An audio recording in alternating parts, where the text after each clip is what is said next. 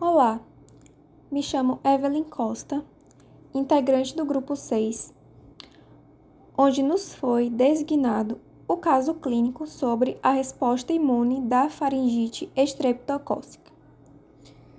O nosso grupo é composto por Ana Beatriz Alves, Adriele de Souza Ferreira, Caroline Cruz Soares, Caroline Kate, Diego Borges, Evelyn Luzia dos Santos Costa, Juliana Azevedo, Mariana Souza e Sara Santos de Oliveira. Ao longo desta apresentação, nós vamos analisar um caso clínico realístico de faringite estreptocócica e relacioná-lo com a fisiopatologia imunológica envolvida no processo infeccioso. O nosso objetivo principal não é apenas descrever os sinais e sintomas da doença, mas, principalmente, explicar como o sistema imune reage ao Streptococcus pyogenes, que é a bactéria responsável por esse tipo de infecção.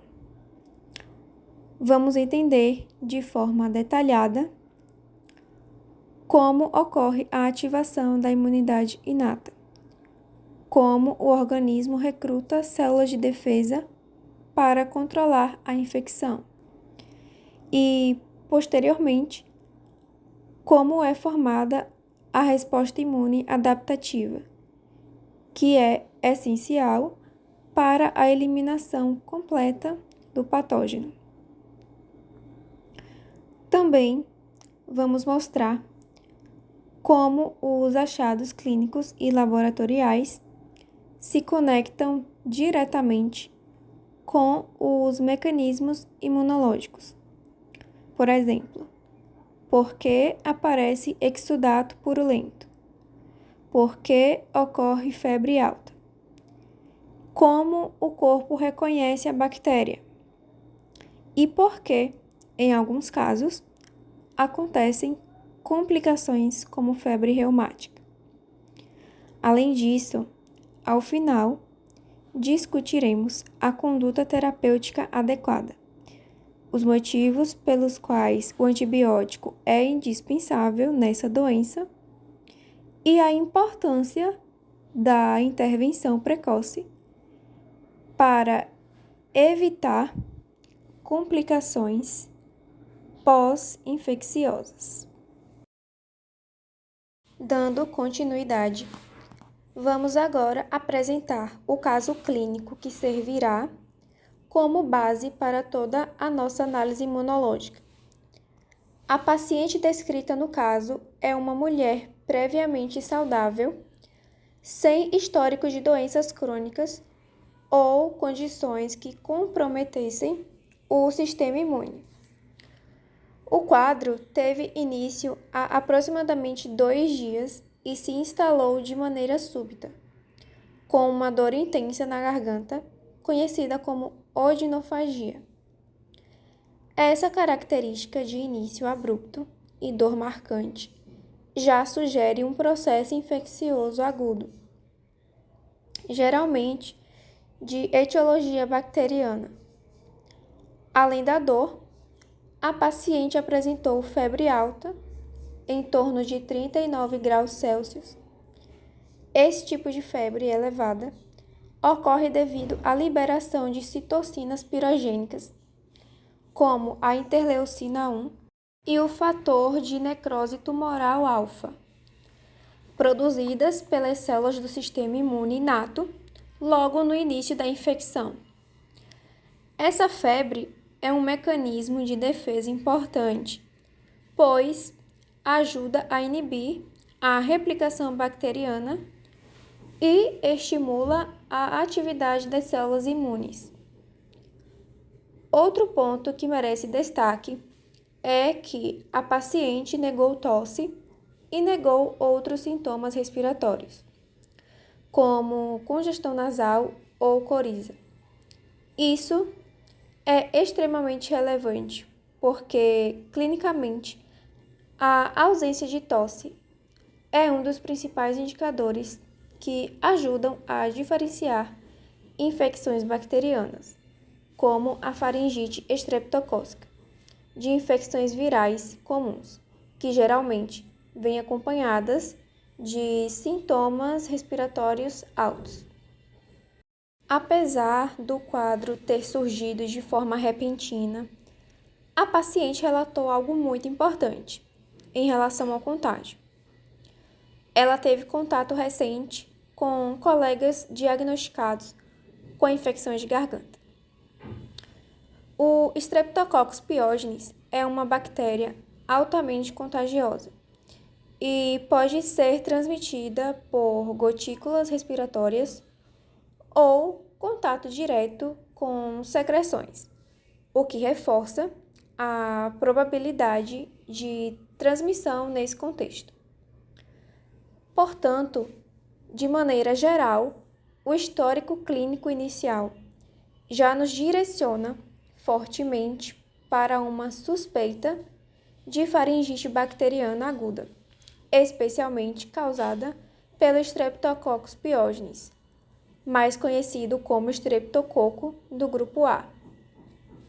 Agora que entendemos os sintomas iniciais e o contexto epidemiológico, vamos analisar os achados do exame físico que complementam essa suspeita.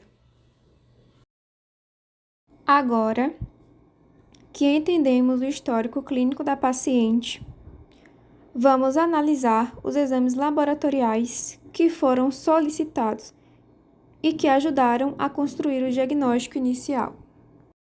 O primeiro exame avaliado foi o hemograma, que mostrou leucocitose com predomínio de neutrófilos.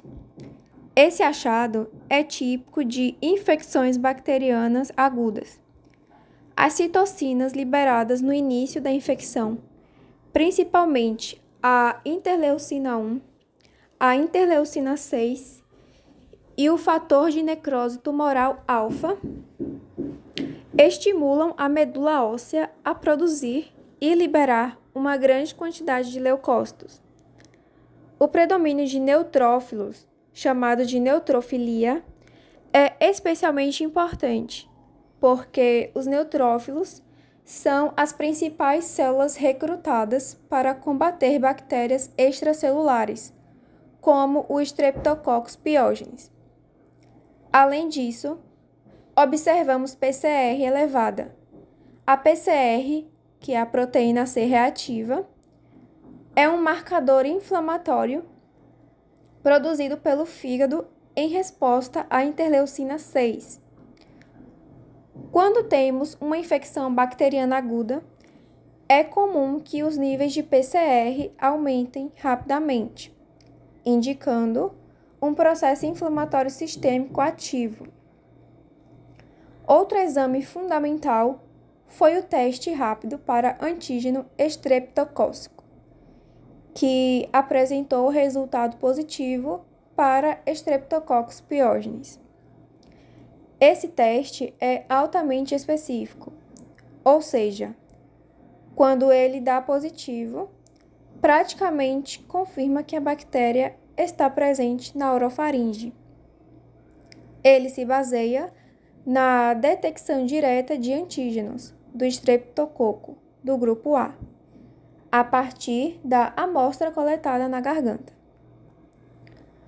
Com esses três achados, leucocitose neutrofílica, PCR elevada e testes rápidos positivos, nós já conseguimos formar um diagnóstico inicial consistente de faringite bacteriana aguda por Streptococcus pyogenes. Esses resultados, combinados com o histórico da paciente, direcionam fortemente a conduta clínica, mesmo antes da cultura definitiva. Agora, para complementar nossa avaliação, vamos seguir para o próximo slide, onde analisaremos os achados do exame físico junto com os exames laboratoriais e como eles se integram no diagnóstico final. Durante o exame físico, a paciente apresentava amígdalas aumentadas intensamente hiperemiadas, ou seja, muito vermelhas e recobertas por exudato purulento. Esse exudato é uma característica marcante das infecções bacterianas e se forma devido ao acúmulo de neutrófilos que migram rapidamente para o local da infecção. Esses neutrófilos fagocitam bactérias, liberam enzimas e acabam formando esse material esbranquiçado que observamos nas amígdalas. Também foram observadas petequias no palato mole, que são pequenos pontos avermelhados causados por microrrupturas de capilares. Esse achado é muito sugestivo de infecção estreptocócica e é menos comum em quadros virais, o que ajuda no diagnóstico diferencial. Outro ponto importante é a presença de linfonodos cervicais anteriores aumentados e doloridos. A dor ocorre porque esses linfonodos estão trabalhando intensamente. Eles filtram o líquido linfático e promovem a ativação de linfócitos T e B. Esse processo causa aumento de fluxo sanguíneo e proliferação celular dentro do linfonodo, o que leva à dor e ao aumento de volume. Embora a paciente tenha apresentado febre alta nos dias anteriores, no momento do exame físico ela estava febril. Isso é comum porque a febre pode diminuir após o uso de antitérmicos ou simplesmente pela flutuação natural da resposta inflamatória. Algo muito relevante é que a paciente não apresentava tosse nem congestão nasal. Esses sinais são típicos de infecções virais, como resfriados ou faringites causadas por adenovírus. A ausência desses sintomas reforça a suspeita de etiologia bacteriana. Portanto, quando combinamos os achados clínicos, dor intensa, febre prévia, placas purulentas, petequias e linfonodos dolorosos, com os resultados laboratoriais que vimos no slide anterior, conseguimos chegar a um diagnóstico muito consistente de faringite bacteriana aguda por Streptococcus pyogenes. Agora que temos um diagnóstico bem fundamentado, vamos aprofundar mais na justificativa desse diagnóstico no próximo slide, conectando todos esses achados com os mecanismos imunológicos envolvidos. Agora que já observamos separadamente o histórico, o exame físico e os exames laboratoriais, este slide tem o objetivo de integrar todas essas informações e justificar de forma clara por que o diagnóstico de faringite estreptocócica é o mais provável e o mais consistente para este caso. A justificativa diagnóstica se baseia na combinação de 3 pilares fundamentais. O primeiro é o quadro clínico típico, o segundo, os achados no exame físico, e o terceiro é a confirmação laboratorial. Começando pelo quadro clínico. A paciente apresentou um início súbito de dor intensa na garganta, febre alta e ausência de tosse. Esse conjunto de sinais é extremamente característico da faringite estreptocócica. Na prática clínica, a ausência de tosse é um dos critérios mais importantes para diferenciar esse tipo de faringite das infecções virais, que normalmente cursam com sintomas respiratórios como coriza, tosse e congestão nasal. Passando para o exame físico, encontramos amígdalas hiperemiadas, aumento de volume, presença de exudato purulento e petequias no palato mole. Esses achados são clássicos da infecção pelo Streptococcus pyogenes. o exudato purulento, traduz a forte resposta inflamatória aguda, principalmente mediada por neutrófilos. As petequias, no palato mole, são achados bastante específicos e ajudam a diferenciar das faringites virais, que raramente apresentam esse tipo de lesão. Além disso, os linfonodos cervicais anteriores estavam aumentados e dolorosos, indicando a ativação do sistema linfático regional. Somando-se a isso, temos a confirmação laboratorial, que fortalece significativamente o diagnóstico. O hemograma mostrou leucocitose com predomínio de neutrófilos, o que é típico de infecções bacterianas. A PCR estava elevada, indicando inflamação sistêmica, e o principal, o teste rápido para antígeno estreptocócico, foi positivo, detectando diretamente o Streptococcus pyogenes na orofaringe. Por fim, a cultura de orofaringe confirmou a presença de colônias beta-hemolíticas do grupo A, que são características desse micro-organismo. Quando unimos esses elementos, clínica, exame físico e laboratório, o diagnóstico se torna altamente consistente.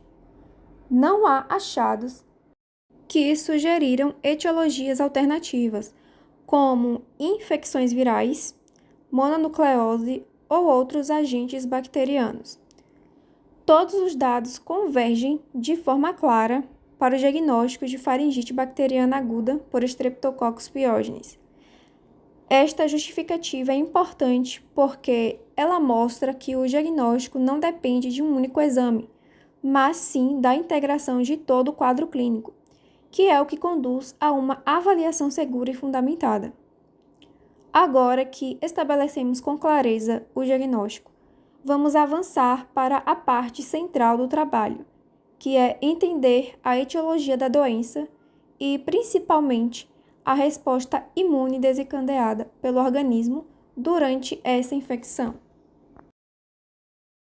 Começando pela faringite estreptocócica. A faringite estreptocócica é causada pelo Streptococcus pyogenes, também chamado de estreptococo do grupo A. Trata-se de uma bactéria gram-positiva, beta-hemolítica, extremamente contagiosa e equipada com diversos fatores de virulência que aumentam sua capacidade de aderir, invadir e escapar das defesas do hospedeiro. Entre esses fatores de virulência, o mais importante é a proteína M, presente na superfície da bactéria. Ela é essencial para a colonização da orofaringe e, ao mesmo tempo, é o principal mecanismo de evasão imune. A proteína M impede a opsonização, bloqueia a deposição do complemento, especialmente o C3b, e dificulta a fagocitose pelos neutrófilos e macrófagos. Além disso, ela tem grande relevância clínica porque é responsável pelo fenômeno do mimetismo molecular, que pode desencadear complicações como febre reumática. A bactéria também produz estreptolizinas, como estreptolizina O e S, que destroem células do sistema imune, como neutrófilos, macrófagos e até hemácias. Essas toxinas contribuem para a lesão tecidual local e ajudam a espalhar a infecção. Outro grupo importante de fatores são as toxinas pirogênicas estreptocócicas, que induzem a febre e estimulam uma resposta inflamatória intensa, ajudando a explicar a temperatura elevada observada no início do quadro. Na inflamação aguda, quando o Streptococcus pyogenes entra em contato com a mucosa da orofaringe, o sistema imune inato é o primeiro a agir. As células epiteliais, macrófagos e neutrófilos residentes reconhecem a bactéria através dos receptores Toll-like, principalmente o TLR2 e o TLR4, Esse reconhecimento desencadeia a produção de citocinas inflamatórias, como a interleucina 1 beta, o fator de necrose tumoral alfa e a interleucina 6. Essas citocinas são responsáveis pelos sintomas sistêmicos, como febre, mal-estar e perda de apetite, e também pelos sintomas locais, como dor e vermelhidão.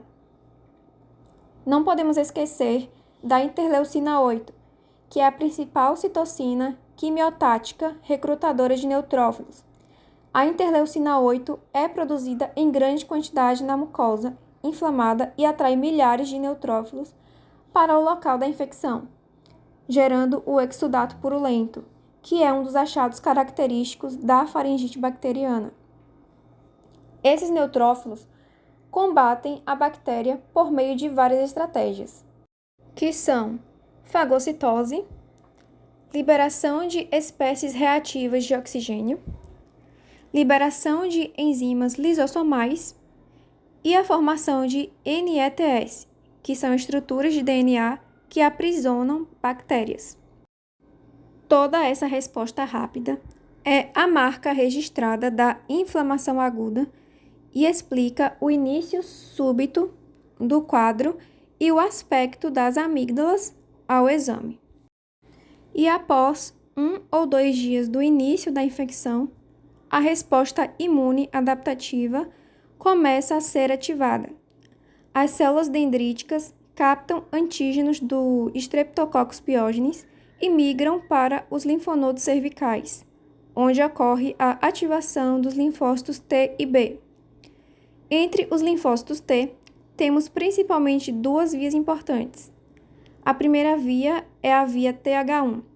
Os linfócitos T auxiliares do tipo TH1 estimulam os macrófagos, aumentando sua capacidade de destruir bactérias que tenham escapado da ação dos neutrófilos. Já na segunda via, TH17, os TH17 têm papel crucial nas infecções de mucosa. Eles produzem interleucina 17, que amplifica o recrutamento de neutrófilos, intensificando a eliminação bacteriana. Essa via explica a presença persistente de neutrófilos mesmo após a fase inicial da infecção. Em paralelo, os linfócitos B são ativados e começam a produzir anticorpos específicos, principalmente IgA, secretora, e IgG, direcionados contra a proteína M e outros componentes bacterianos. Esses anticorpos são fundamentais para neutralizar a bactéria, facilitar a opsonização e marcar o patógeno para destruição pelo sistema complemento. Um ponto essencial na imunologia da faringite estreptocócica é o risco de mimetismo molecular. Os anticorpos produzidos contra a proteína M podem reagir com tecidos do próprio hospedeiro, incluindo o coração e as articulações, o que pode levar a doenças como febre reumática. Felizmente, no caso da paciente estudada, o diagnóstico precoce e o tratamento adequado evitaram esse tipo de complicação. Agora que já entendemos como o corpo reage ao Streptococcus pyogenes, podemos seguir para o próximo slide, onde falaremos sobre o tratamento adequado para esse tipo de infecção. Agora que compreendemos o diagnóstico e toda a base imunológica da faringite estreptocócica, vamos analisar a conduta terapêutica adotada no caso, que é fundamental tanto para a resolução dos sintomas quanto para a prevenção de complicações. Assim que o resultado do teste rápido confirmou a presença do Streptococcus pyogenes, foi iniciado o tratamento com amoxicilina, administrada por um período de 10 dias. A amoxicilina é considerada a primeira linha para faringite estreptocócica por vários motivos. É altamente eficaz contra o estreptococo do grupo A, possui excelente segurança, apresenta boa absorção oral e normalmente garante boa adesão do paciente ao tratamento. Outra opção válida, especialmente para pacientes que apresentam dificuldade para seguir um esquema oral diário, é a penicilina benzatina intramuscular, que pode ser administrada em dose única. Essa alternativa tem a vantagem de garantir todo o tratamento com apenas uma aplicação, sendo bastante utilizada em ambientes de saúde pública. Além do antibiótico, foram prescritos analgésicos e antitérmicos para controle da dor e da febre, como dipirona, paracetamol ou ibuprofeno. Essas medicações não atuam diretamente na bactéria, mas proporcionam conforto ao paciente e ajudam a controlar a inflamação sistêmica. Outro ponto importante da conduta é a orientação comportamental. A paciente foi instruída a manter hidratação adequada, fazer repouso vocal, evitar o compartilhamento de utensílios e manter boa higiene das mãos. Além disso, foi recomendado que ela se afastasse das atividades escolares por pelo menos 24 horas após o início do antibiótico. Esse período é essencial porque, após 24 horas de tratamento adequado, a transmissibilidade da bactéria cai drasticamente, reduzindo o risco de contágio para outras pessoas. É importante destacar que o uso do antibiótico não serve apenas para aliviar os sintomas. Ele é fundamental para prevenir complicações imunomediadas, especialmente a febre reumática e a glomerulonefrite pós-estreptocócica. Essas complicações não são causadas diretamente pela bactéria, mas sim pela resposta imune do organismo, especialmente devido ao mimetismo molecular associado à proteína M. Portanto, o tratamento precoce e completo é essencial para garantir que a infecção seja eliminada de forma segura e eficaz. Com isso, finalizamos a conduta terapêutica. Agora vamos analisar como foi a evolução da paciente ao longo dos dias e quais foram os resultados do tratamento. Nas primeiras 48 horas, a paciente apresentou uma melhora expressiva, que é exatamente o esperado em quadros de faringite estreptocócica tratados precocemente. A febre reduziu significativamente e a dor ao engolir, que era um dos principais sintomas, começou a diminuir de maneira gradual. Essa melhora rápida ocorre porque o antibiótico age diretamente sobre a bactéria, impedindo sua replicação e facilitando a atuação do sistema imune. No 5º dia de tratamento, os sintomas faríngeos já estavam praticamente resolvidos.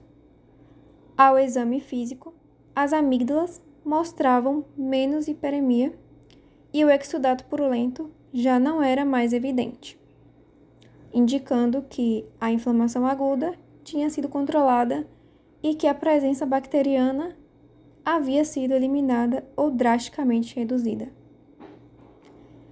É importante destacar que o desaparecimento do exudato está diretamente relacionado à redução do recrutamento de neutrófilos, já que o organismo não está mais detectando estímulos inflamatórios agressivos na região da orofaringe. Com a bactéria controlada, o sistema imunológico diminui progressivamente a resposta inflamatória. Ao final dos 10 dias de tratamento, período recomendado para garantir a eliminação completa do Streptococcus pyogenes, a paciente foi considerada clinicamente recuperada. Ela não apresentava mais dor, febre, desconforto ao engolir ou qualquer outra manifestação associada ao quadro infeccioso. Um ponto essencial é que não houve sinais de complicações pós-estreptocócicas, como a febre reumática, que é uma doença autoimune sistêmica mediada por anticorpos antiproteína M, que reagem com tecidos cardíacos, ou a glomerulonefrite pós-estreptocócica, que envolve deposição de imunocomplexos nos glomérulos renais. A ausência dessas complicações reforça a importância de duas medidas fundamentais no manejo desse tipo de infecção: o diagnóstico precoce e o uso correto do antibiótico pelo tempo total recomendado. Esse conjunto de ações impede que o sistema imunológico mantenha estímulos prolongados contra o antígeno bacteriano, reduzindo significativamente o risco de reações imunomediadas. Em resumo, o caso teve evolução extremamente favorável, graças à rapidez no diagnóstico, à conduta terapêutica adequada e à boa adesão ao tratamento por parte do paciente. Contudo, finalizamos a resolução clínica do caso. Com isso, nós concluímos a nossa apresentação sobre a resposta imune da faringite estreptocócica. Muito obrigada pela atenção.